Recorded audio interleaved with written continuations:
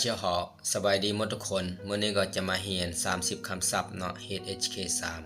เป็นอะไรติดตามไปนำกันเลยอี树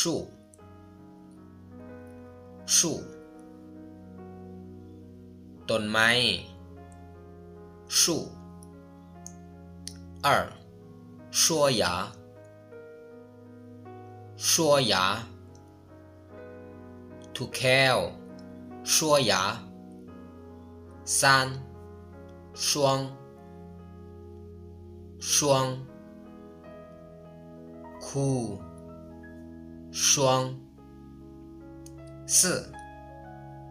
水平水平ระดับ水平五司机司机คนขับรถ司机六虽然虽然ถึงแม้ว่า虽然七太阳太阳ตะเวน太阳八糖糖น้ำตาล糖九特别特别พิเศษ特别十ถึงเจ็บปวดถึง11提高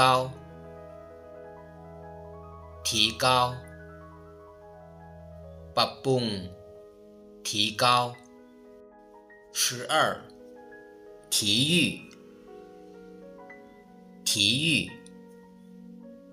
กีฬา体育13田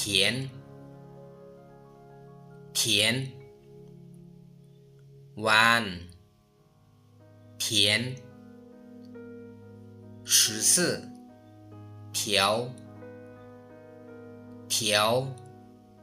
เส้นหรือว่าลักษณะของสายน้ำ条15同事เพื่อนร่วมงาน同事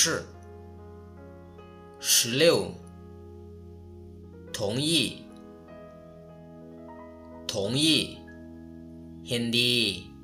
同意17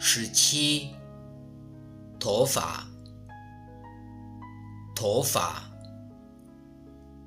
ผม头发18突然กระทันหัน突然19图书馆หอสมุด图书馆20腿ขา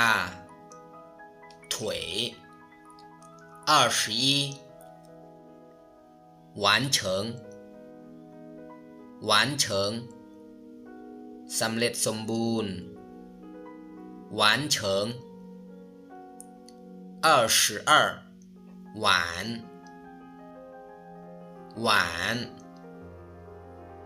ถ้วยหวาน23วัน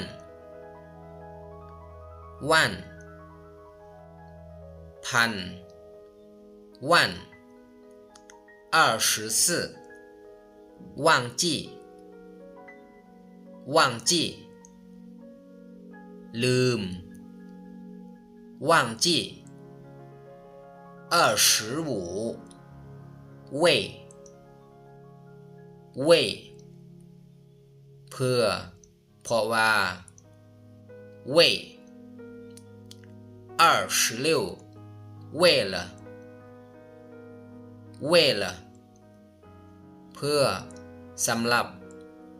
为了27文化文化วัฒนธรรม文化28西ทิศตะวันตก西29习惯